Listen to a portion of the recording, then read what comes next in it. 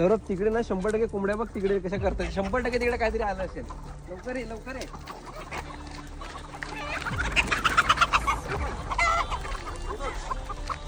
साप आहे बघ. हे बघ मित्रांनो कसं आहे की साप हा कुठून येऊ शकतो. आता मुरगाजळी लावले तरीही साप आलाय. आणि कोंबड्या बघा तिकडे जवळ आहेत, त्याच्या बाजूला असे कोंबड्या राहिल्यास त्याच्यामुळं लगेच समजते आपल्याला की काहीतरी आपल्या फार्ममध्ये आलंय.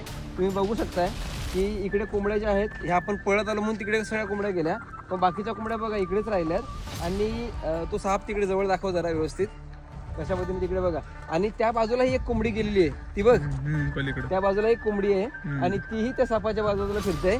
त्याच्यामुळं तुम्ही असं विचार करत असाल की साप येतोय मग आपण ते टर्की ठेवायचं किंवा राजहंस ठेवायचं, तर ते काही करत नाही.